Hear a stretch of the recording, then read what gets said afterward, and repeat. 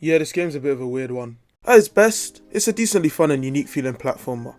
But at its worst? This is Sonic and the Secret Rings, released in 2007 for the Nintendo Wii to a widespread... Most reviewers and fans of the franchise at the time thought the game was just mediocre or absolutely frustrating due to one thing.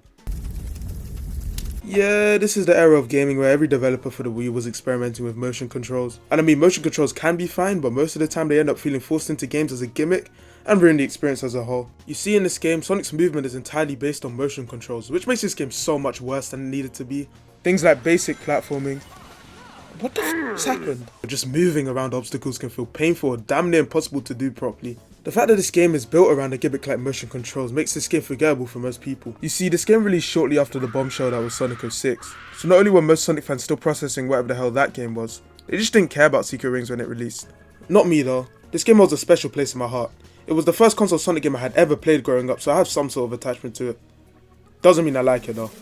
Now, Sonic and the Secret Rings is a unique game because it was part of a planned trilogy of storybook games. Unfortunately, we only got this game, Sonic Blacked, and no third game because of how badly these games were perceived. This game sees Sonic enter the world of the Arabian Nights to defeat an evil genie called Eraser Jin, who wants to erase the world of the Arabian Nights and bring himself into the real world. Sonic encounters a genie named Shara, who wants to stop Eraser and his evil plans, and they team up to stop him. Shortly after entering the world, Sonic encounters Eraser, and he strikes Sonic with an attack that leaves a flame on his chest. This flame sucks away at Sonic's life force, essentially leaving him with a timer for how long he lives for. Yes, if the flame goes out, Sonic dies. Okay, listen, I know Sonic games aren't really known for their good voice acting or anything like that, but... You must be that blue rat that just got added to the story. Eraser's voice, like as soon as he opens his mouth, any malice from him is just gone. He sounds so f***ing goofy, I'm sorry. Eraser promises Sonic that if he collects all 7 world rings, he'll get rid of the flame and save Sonic's life. The story then essentially becomes a race against time for Sonic, as he needs to find the world rings as soon as possible. When 7 world rings are collected, they grant special powers allowing the user to escape the world of the Arabian Nights and enter the real world. But Shara enters the real world without using the... Yeah, it's a Sonic game, there's gonna be plot holes everywhere. Many characters from the Sonic franchise make an appearance in the story, but not as their original selves. For example, Tails is portrayed as Alibaba in this world and doesn't recognize Sonic at all. This is a trend for other characters as well. For example, Knuckles is Sinbad in the story and Eggman is King Sharia. And one thing I like is even though these technically aren't the same characters we've seen previously in the franchise, the characterization is still there. Sonic and Alibaba are naturally friendly to each other even though this isn't the same Tails. Sonic and Sinbad argue and bicker all the time, similar to how Sonic and Knuckles do in other games. It's little touches like this that make me appreciate the story a whole lot more, but unfortunately the story is one of the only good parts about this game. The problems really start to show as soon as we get into gameplay. 3, 2, 1, go! Tilting the Wii remote to the left and right will move you in that direction.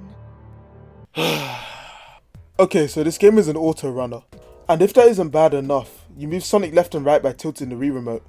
Now the problem with this is not only are motion controls fundamentally bad for games like this, they also barely function properly when you play this game. But back to Sonic's moveset. Sonic's jump is a bit weird in this game, so instead of jumping when you press the 2 button, you instead do a slide and then jump when you release the button. The slide slows Sonic down and allows the player to judge their surroundings before they jump. The longer you hold the 2 button, the more charge you get for your jump before you release. Your jump charges while sliding or stationary. When in the air, you can shake the Wii remote to do a homing attack. The only problem is the damn thing is inconsistent as hell. This barely works. Every time I have to homing attack an enemy over a pit, I slightly cringe because half the time the game just doesn't detect my input and I end up dying. When moving on the ground, you can press the 1 button to brake. Braking is especially jarring in this game because when you come to a full halt, it takes a while to reach top speed again. While stopped, you can tilt the Wii remote backwards to make Sonic waddle backwards awkwardly. And yes, this is quite literally the only way you can move backwards in this game. Controlling Sonic while moving backwards is so bad because he feels so janky to move around. Speaking of janky, this game also has rail grinding that's barely functional. Grinding on a rail is fine, sure, but you have to tilt the Wii remote left and right to switch rails, and I swear it only works when it feels like it. Sometimes you dramatically overshoot rails and other times you land on them perfectly. That's not even the worst part of rail grinding's problems. Jumping off rails just doesn't work either. I've played this game for over 7 hours now and I still don't understand how to jump off of rails consistently. I think you're meant to spam the 2 button when you want to jump off, but don't quote me on that. Excluding a couple skills you can unlock later in the game, this is basically Sonic's entire moveset. Now all the tutorial levels are basic enough and they don't feel like they overstay their welcome. They kinda do the opposite. Not to say that they don't teach you the fundamentals, they do, but they all feel really short and unnecessary. For example, this game teaches you how to jump in 3 different tutorials. Like, couldn't this just be combined into one slightly longer level so I don't have to exit out 3 different times? This level teaches me how to jump, then this level teaches me how to jump but shorter, and then this level teaches me how to jump but then dash at the end. Like, you see how this feels very redundant. And considering how you have to complete 8 different short tutorials, you have to hit 7 rings in hand at least 16 times to progress. 16! Now here's a tip for anyone watching this video and wants to make a game. If you're gonna have a theme that plays in the boot up menu, the level select screen, the mission clear screen, the screen where you customize your skills, and is the main theme of the game, please don't let it have lyrics. This song drives me crazy, and it's not because it's bad or anything, but the sheer amount you hear it when playing, it could be the best song in the world and it would still drive me nuts. Similar to RPGs, this game has an experience system, where beating a level will give you EXP and eventually level you up. When you level up, you unlock skills for Sonic ranging from additional moves in his moveset to passive upgrades like an extending homing attack or a better slide. Leveling up also makes Sonic run faster.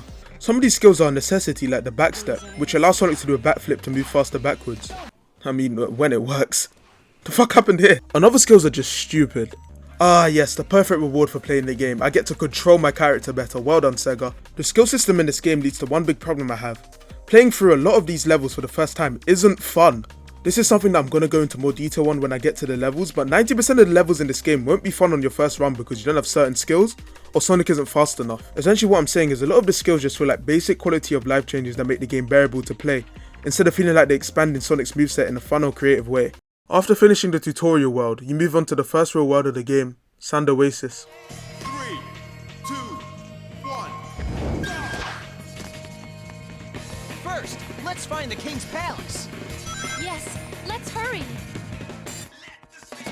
Now this level is an absolute spectacle and one of the best opening levels in Sonic history to look and listen to. Yeah, gameplay wise this level isn't the best, not only because of this game's mechanics, but because of the level design. Well, mainly in the earlier sections, it's kinda bland. The level does get a lot more fun near the middle and the end, but the beginning is just... The first 30 seconds of this level is just watching Sonic run on a predetermined path and slowly tilting the Wii Remote side to side. To make it worse, at the start of the game, Sonic is slow as hell, so you're essentially watching him leisurely jog through the sand. Now one thing this level definitely does well is visuals. Visually, this level is one of the most beautiful in the franchise. It doesn't even look like it was on the Wii. You could genuinely convince me that this game came out on PS4 and I wouldn't even question it. The environments are nice, the sky is beautiful, and the level as a whole just looks amazing. Another thing this level does well is spectacle.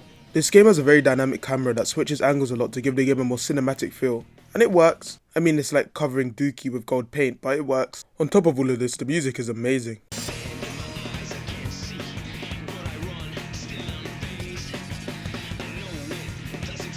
But back to gameplay, after the first 30 seconds or so, the level's actually decently fun. The stage in particular has Sonic running through temples, avoiding falling pillars, flying across water onto destroyed landmarks, and scaling the side of a massive wall while massive spears fly at you. Immersion wise, this level is a 10 out of 10 because it really feels like I'm running through an actual world and not just an obstacle course. And the well made visuals and spectacle of this level make this game really hard to review. Because if you're not a person who's played or experienced this game before, this is like a perfectly fine and fun game. Like, this game is just genuinely one of those games that look fun to watch, but as soon as you play it, you just want to kill yourself. Now, there are a couple parts of the level that just kind of suck, like this section where you have to slowly, and I mean slowly, shuffle Sonic against the wall avoiding spikes. And here's a tip for if you ever, for some reason, want to play this game. Don't. But if you really want to play this game, hold 2 to slide before you enter these sections, because it will allow you to keep a bit of your momentum and skip parts. Sliding in these sections will also make you invulnerable. During levels, Sonic and Shara are basically speaking to each other the entire time. Usually they're just commenting on the surroundings. It should be cooler inside. Doesn't quite look like it. And other times she's just a glorified tutorial telling you how to play the game in certain areas. But yeah, that's basically it for this level. A decent opening level that's fun at times. Wait, why is it so long? Yeah, 4.5 minutes for an opening level in a Sonic game is kinda long, but that's mainly because of how this game is structured. Each world has a long opening level and a bunch of missions that you play after. Missions are essentially entering microsections of the first level and completing an objective. The first mission you play in Sand Oasis is the Die Hard challenge, which is basically just beating a modified section of the stage without dying. It's not difficult at all, it's just kinda there. Oh yeah, there is this weird part at the end where you have to jump up a hill while avoiding spiky balls, and sometimes the jump just doesn't work, you just kinda twitch.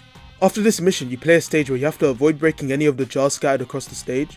And then after that, you play a mission where you have to break 5 jars instead. Like, a lot of these missions have no substance, and because they're so short, they suffer the same problem as the tutorials, where you're constantly exiting out and hearing 7 rings in hand. And the problem here is worse because the themes for the stages have lyrics as well. You play a short mission, you finish and hear 7 rings, you exit, you hear 7 rings again, you play the next, hear the stage theme you heard last time, rinse, repeat. Like, the way they handled exiting stages and missions in this game kills the soundtrack for me, because genuinely, it's one of my favourites until I have to hear it in game. Anyways, after you beat this mission, you gain access to the world Dinosaur Jungle. So progressing in this game is a little bit weird. To actually complete a world, you need to collect the world's world ring. And how do you do that? You complete a specific mission in the world. Now the problem with this is the game doesn't always tell you what missions are necessary for progression and ones that are just filler. Some key missions are unavailable until you complete something in another world and progress with the story. This is one of these examples. King Sharia gets kidnapped by a T-Rex and Sonic chases after the dinosaur. Now on to Dinosaur Jungle. Ah yes, my favourite part of the Arabian Nights, dinosaurs. Like, I'm 90% sure Razor just put dinos in the world as part of his fanfiction. But f it, I guess. I mean, dinosaurs are pretty cool and it's a level theme that hasn't really been seen before in the franchise. But it doesn't stop this level from being one of my least favourites in the game on account of one thing: the music. This level has one of the most annoying theme songs out of any stage in the history of platformers. And seeing how you have to hear this 4+ times because of how missions work in this game, it will slowly drive you crazy. This song is just so repetitive with lyrics like...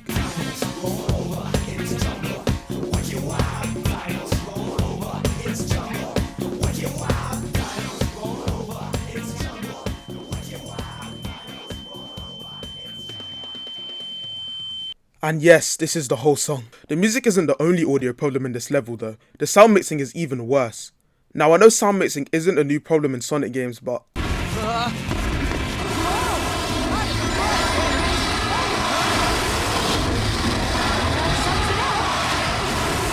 And if you thought one time wasn't bad enough, the game does it twice. Another weird thing is the dialogue between Sonic and Shara. Like, there's this pretty weird scream that she does. What the f? Moving on from the audio though, the levels themselves are just ugh. The first level is decent. It starts with Sonic running away from dinos and this section is kinda annoying. Look at this, the game tells me to go towards the dash panel in the middle just for me to get violated. Like, fuck you Sega. Let me ride through a stream of water. Sonic, can't you swim? But unfortunately the motion controls make this thing hard to control. Then we're jumping in and out of the forest, riding down the large dinosaur's back, riding another log, but this is a lot less fun because it's slower. Then the infamous ear-destroying dino makes an appearance. And lastly, a bit of platforming, then the level's over. Yeah, this is a pretty decent level. It's not really bad or anything, it's just not one of those I'm going to replay if I come back to this game. This level introduces us to a couple new mechanics as well. First is the flying pot where you have to shake the Wii remote to fly upwards. Along with the shaking, you have to tilt the Wii remote left and right to change the direction of the pot. And sometimes it just doesn't work properly. Another mechanic is the catapult where you tilt the Wii remote backwards and quickly flick it forwards to launch Sonic off. And in similar fashion to a lot of the other mechanics in this game, it just doesn't feel good to do. Now the mission after the first level, exactly like Sand Oasis, is another die-hard challenge.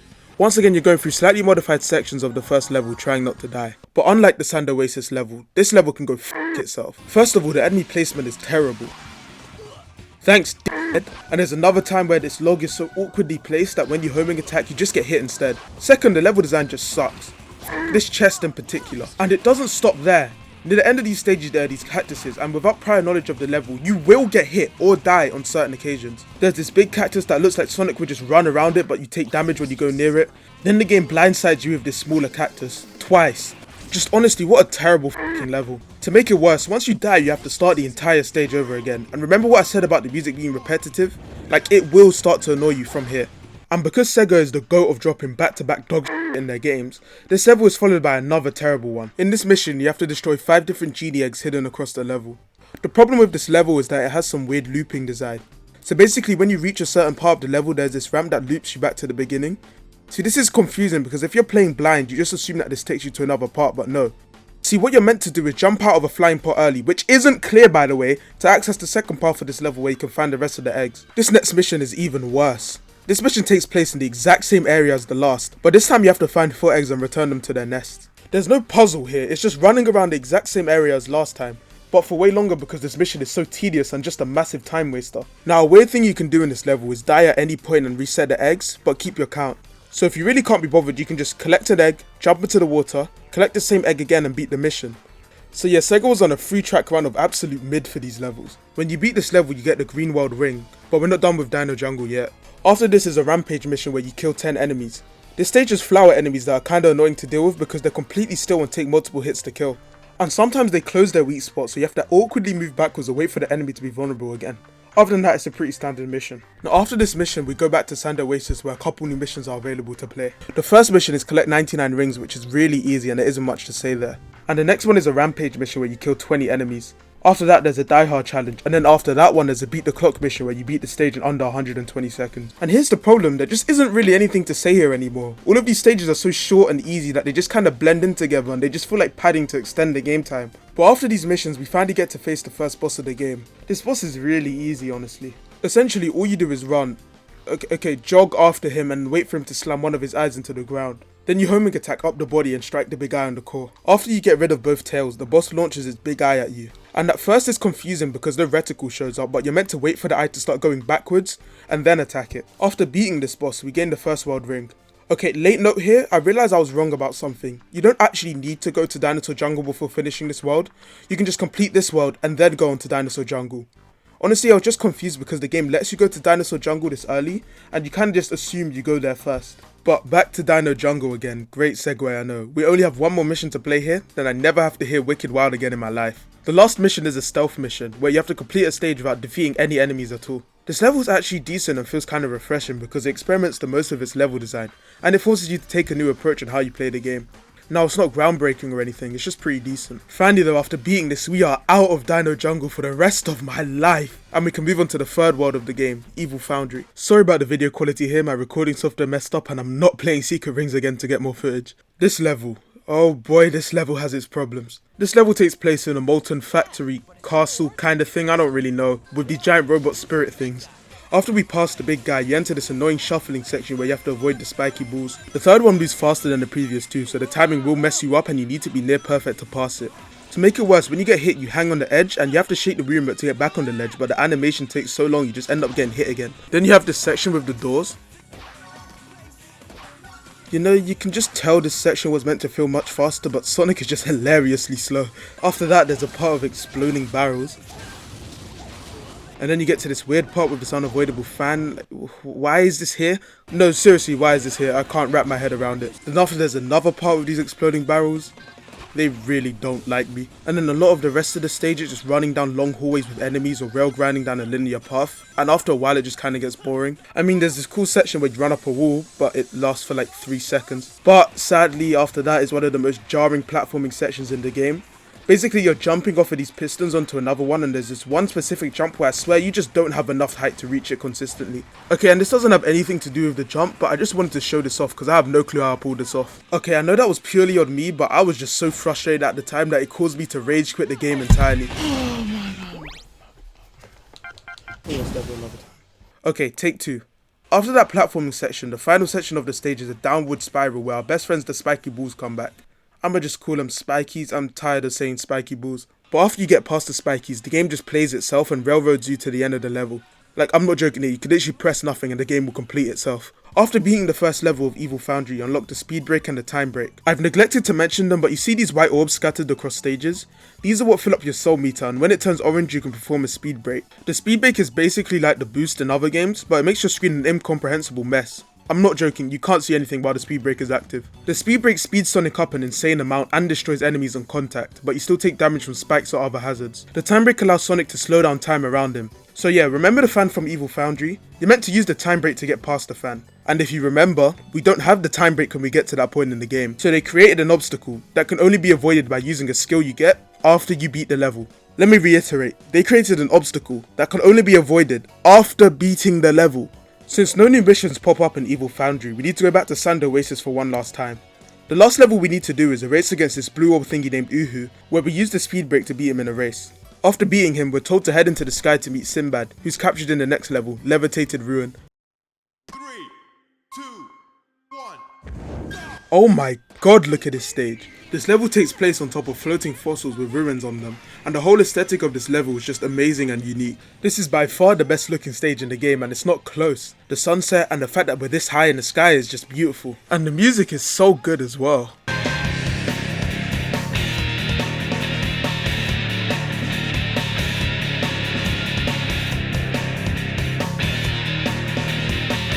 This song is called High and Broken, which sounds like some edgy Bart Simpson playlist material.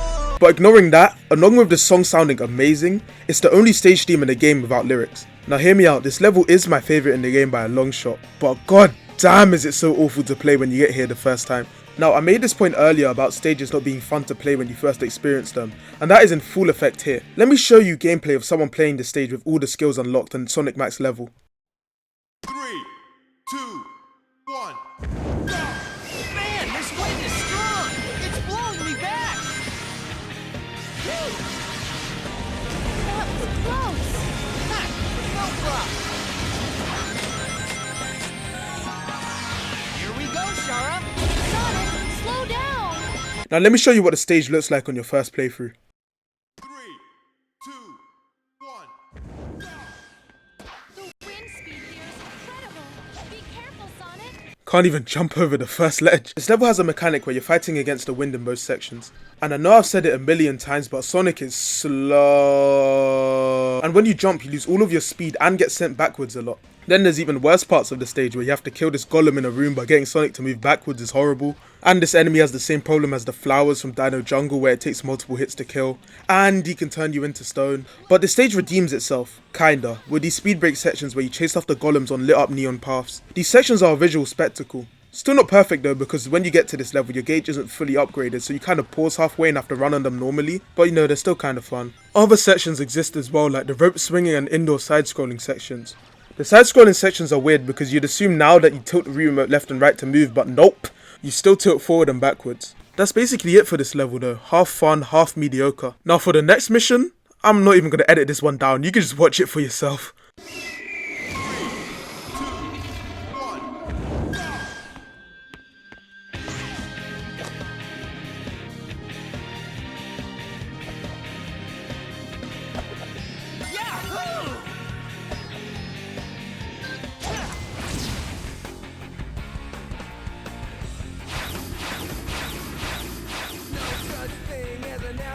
Yeah, this game isn't real, I swear. You see what I mean when I say this game is a fever dream? Like, why was there a mission where you just kill one enemy? But you wanna know what makes this world different from the others so far? This mission we played next was like another stage instead of another boring mini level. In this mission we have to travel to 4 different sections to break the seals on Sinbad's cage. Think of the stage as essentially an Act 2 to Levitated Ruin. Now the mission still isn't good, none of the missions so far in this game are something I would classify as good. The whole mission is just entering 4 towers, enduring the boring side-scrolling segments and making your way to the top of each. The first tower bombards you with missiles while you play boring shuffle sections. The second tower combines homing attack chains and rope swinging and clipping through walls. The third tower starts with an annoying part on the outside where you have to kill these enemies to reveal a switch. And then we have more shufflings with spikies and spikes, and then the game tries to blindside me with this enemy at the end almost killing me. And the final tower basically combines everything else that the previous towers have done into one final climb. Honestly, the only good parts of this mission are the zipline sections you do between each tower because they feel fast and semi-fun. After beating this mission, the World Pirate Storm is unlocked, and can I just say fuck Pirate Storm! The seas have turned stormy. Well, so much for a vacation. This stage is a perfect example of why this game's control doesn't work. Everything just falls apart when you play this level. It's a difficulty spike for all the wrong reasons. Platforming in this stage is so annoying because there are so many tight platforms and Sonic never stops running forwards. Level design just sucks in some areas too, like there's these fans that damage you but you can barely see them because they blend into the ground. Then there's these annoying ass pirate ship sections where you have to kill enemies, and guess what? For most of them you have to move backwards, and remember, moving backwards in this game sucks. Why did this game release? You guys want to know something cool? IGN said this was Sonic's best 3D adventure yet. The worst offender for the moving backwards problem is this fire enemy at the end of one of the ships. How on earth did sections like this make it into the final release of the game? Then there's these small platforms with enemies between that you need to homing attack but they disappear. Then the infamous fireman makes his return and the same problem is still there. After we get this actually kind of fun part where you're riding through strong waves and avoiding debris. And that's genuinely the only part of this level I've enjoyed. But after that small amount of fun, we're back to killing enemies and hazard placement until we reach the end. 7 minutes! And that's not even the worst part of this world. The next 2 Pirate Storm missions took me over an hour each to complete. Yes, an hour each! The first one is a Die Hard challenge. I swear this is like the 85th Die Hard challenge. The beginning of this stage has this spring with spikes on where you need to time it correctly to homing attack onto it.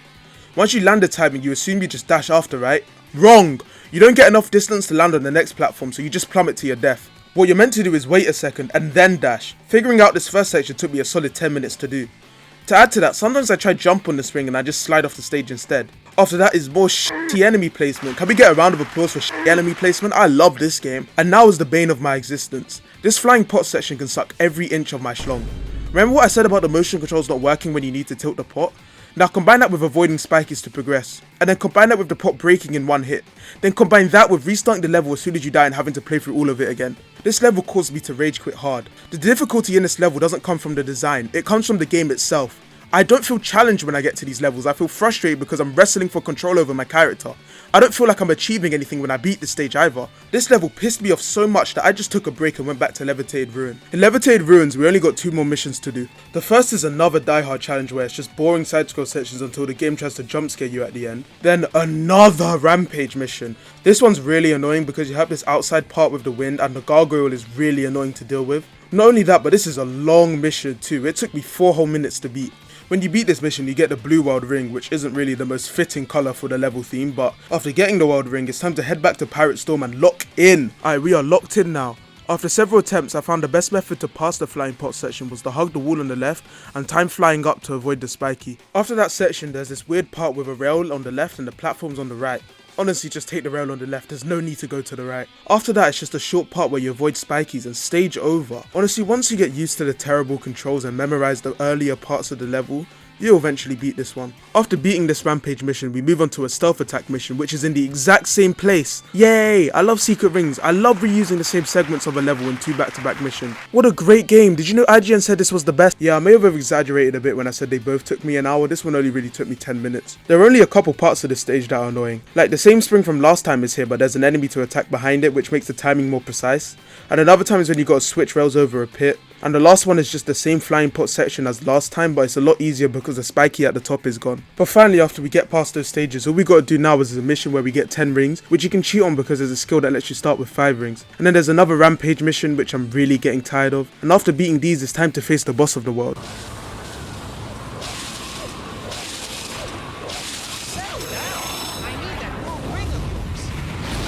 Similar to the Sand Oasis boss, you're chasing this horny guy around a circle until he's vulnerable. When he's vulnerable, you homing attack a horn and shake the Wii remote until you pull the horn out completely, which is kinda gruesome. Now the boss does have a couple attacks to defend itself, like using waves to attack you or attacking you with electricity when you're trying to pull out one of the boss's horns.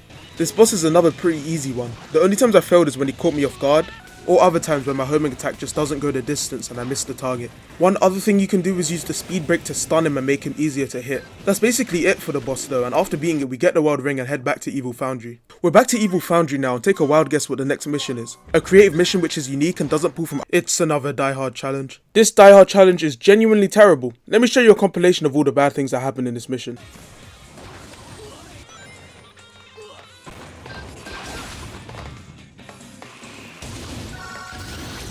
What the? Why is it going back?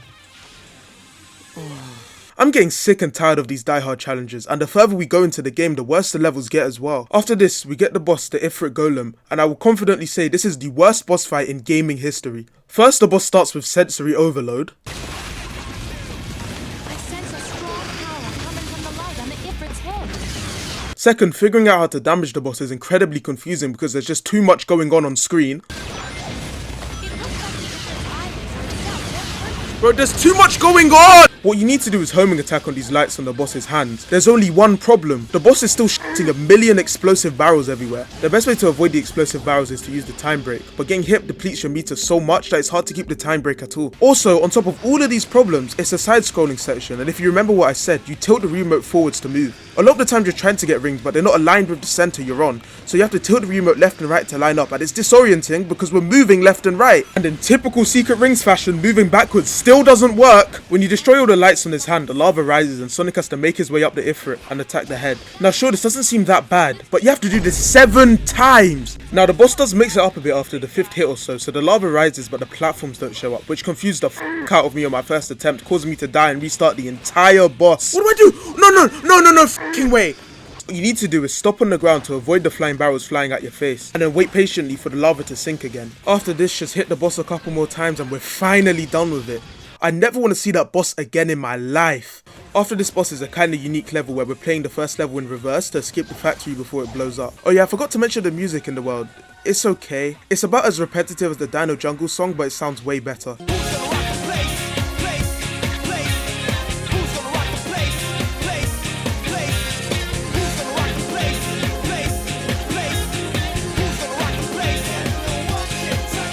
Also, we miss you, Cabana Money 456. After beating this level, we get the Red World Ring and we head to Skeleton Dome. 3, 2, 1. This level takes place in these dunes with skeletons and fossils everywhere while ashes literally rain down from the sky. It looks cool. Very f***ed up to think about, but it's cool. The first part is mainly running across fossils, defeating long lines of enemies and rail grinding. Then we get to these indoor sections which is just a lot of pushing switches and waiting for gates to open. Very fun, I promise. Then there's this part where you have to cross these falling fossils and you gotta be precise. And then you got a homing attack on these skulls. And the terrible controls just make this whole section really annoying to complete. After that, it's more switch pressing and killing enemies in a line. And then we enter this cool looking Colosseum section where you combine time break and speed break to get through. There's also shuffling here and it just kills the pace and ruins the fun. Then more switches. I love pausing in place and watching a gate open. Thankfully, one thing you can do is use the speed break to skip these parts. Then after like 3 more switch sections, we hit the jackpot. I'm not joking, this whole section is just rings and gold. And then after that is the end of the level. And man, another 7-minute level. Like, I like this one more than Pirate Storm, but it still isn't good. Another rampage mission is next, and this time we gotta kill 40 enemies. This one is one of the worst designed missions in this game. Now, it's not rage inducing, it's just boring and stupid. This whole level takes place in a looping Colosseum. First part of this level is going around the loop once and killing enemies along the way. While you run, there's these numbered bone switches that you need to press in order to awaken all the skeletons in this level. Then you need to go back and kill all of them. 90% of this level is just struggling to move backwards when you miss an enemy or a switch. It's just so boring. After beating this rampage mission, we get the World Ring. After this mission, there's one where you need to collect King Solomon's bones, which you'd think would be unique, but nope, it's just a rampage mission with extra steps. After is another rampage mission. Get new ideas! Now, I was not ready for how this mission would mentally scar me. Now, you might be wondering, what makes this one so bad? I mean, we only have to kill 15 enemies and we just did one where we had to kill 40. Well, this stage up until the last section is fine. Okay, it's not fine, it's boring and repetitive like the rest of the game, but the last section is easily the worst. This last part of the stage requires you to kill these 3 enemies and then these 2 on the rail grinding part. Seems simple enough, right? No! The first 3 enemies constantly disappear and reappear quickly. Now, the first 2 you can consistently get because they're actually timed together, so if you kill the first, you can kill the second with a homing attack. The third one, for some reason, wants to be a lone wolf and isn't timed with the other 2. A lot of the times you miss him completely and have to backtrack to attack him. Sometimes the homing attack just goes through the enemy as well and slings you onto a rail. The last 2 enemies are the worst though. Remember what I said about jumping off rails not working? That's still the problem here. But to make it worse, there's these swinging pendulum axe things blocking the enemy, so getting the timing to kill them is near impossible. And if you miss, the rails drag you into the end section with all these skeletons. And you might just say, kill the skeletons, but nope, they don't count as a kill. And they absolutely jump you at the end. This part becomes a pattern of killing the first 2 enemies, struggling on the third for 30 seconds, getting lucky, then missing the 4th entirely while struggling to move back because the rails keep pushing you forwards. I beat this mission by complete luck, watch this.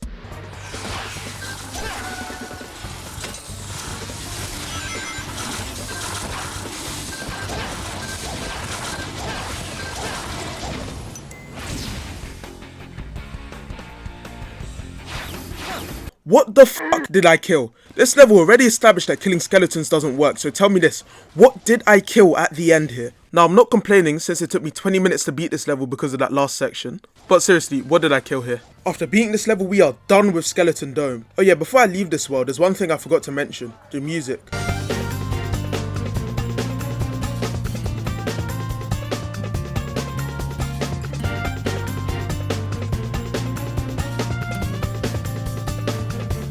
This one has very subdued lyrics, so they're not invading your eardrums like other songs. Moving on though, we can finally go to the final word of the game, which means we're in the home stretch now. Night Palace, the final stage in this game, is somehow one of the most fun ones. Yeah, it's not flawless, and like any other stage in the game, it doesn't get past like a 7 out of 10. But genuinely, I only have a few problems with this level. The shuffling part is as boring as the other ones, and the timing is really tight and hard to pull off at parts. Another problem is the magic carpet section, which isn't that bad, but it's just kinda unforgiving because you die after taking a singular hit. And the last part I have a problem with is the overabundance of spikies in the earlier sections. That's really it though for the frustrating parts of the level. The rest is decently fun and has a strong sense of speed. Visually speaking, this is like the second best looking level in the game. The first part is the outdoor palace section where we're travelling across different rooftops. The second part of the stage sees us teleport into this dreamy space looking place with these spears flying at you. One of them caught me really off guard and just killed me. After this, a razor tries to gas Sonic. I'm not joking, this orange gas literally sucks your rings away. And the last part has Sonic running into the light. The music as well for this stage is phenomenal. It starts slow and really sad sounding.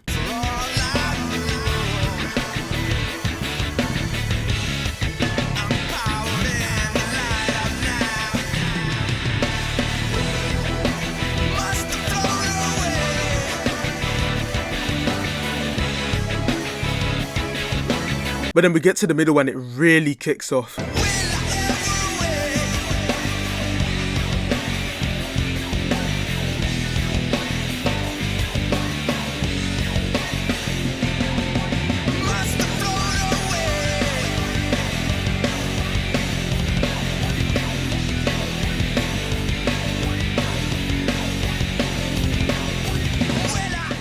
After beating this level, we can immediately face the boss, the big man Eraser himself. This boss fight heavily relies on timing and the use of time break to attack him. He has two phases. First, he swings his sword that you need to avoid until he does this certain attack where he slashes at the ground.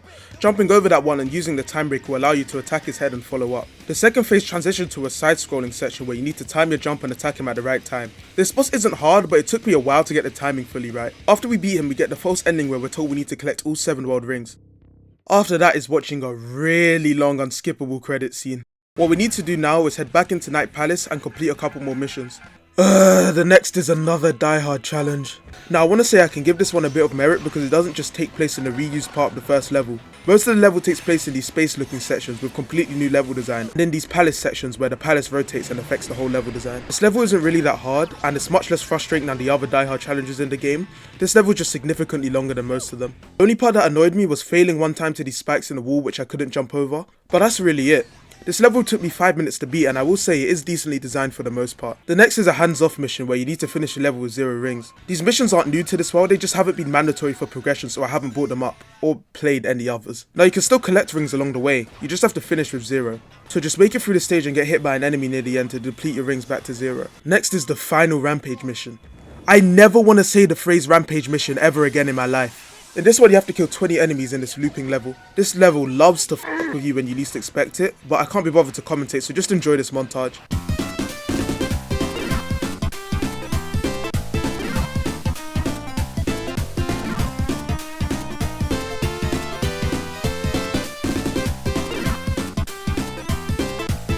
Yeah man, piece of cake, not even close, what an easy level. After beating this level we get the final world ring, which means it's time to go on to the final boss. We're here!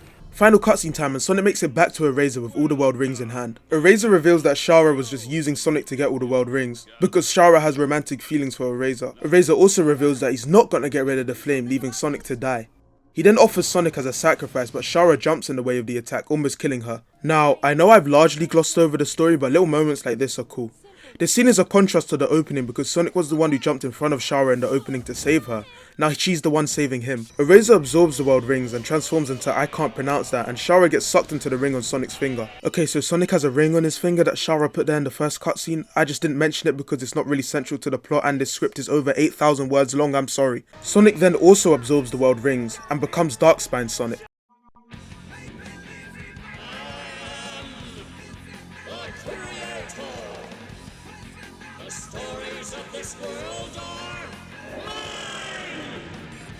If this is your world, then it's a world that I don't want any part of. It's the final boss theme song too. This boss is pathetically easy. The only thing that can confuse you is figuring out what to do in the first place. All you need to do is dodge his first few attacks, shake the Wii remote to fill up your soul gauge, speed break into his big white ball thing and keep shaking till it flies back at Eraser, leaving him vulnerable. Then you attack him by shaking the Wii remote and kick the f out of him. You only gotta do this twice and the boss is over. Your tale is finished, Eraser. Next time, try writing a better story. You know what? That line was pretty cool. They played 7 rings in hand, after beating the stage with 7 rings in hand as the theme. But yeah, let's just go to the final cutscene.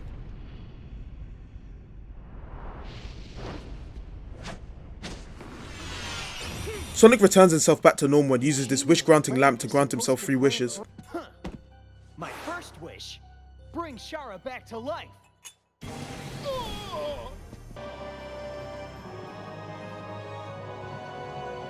My second wish, return the Arabian Nights to the way they were, so that the world can have its stories again.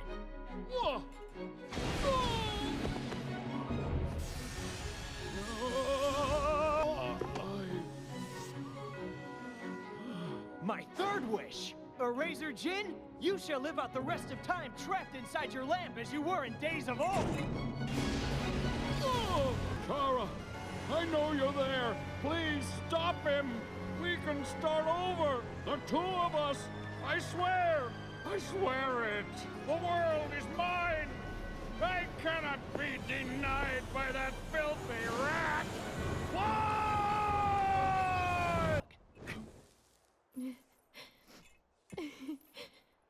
Shara, will you grant me one more wish?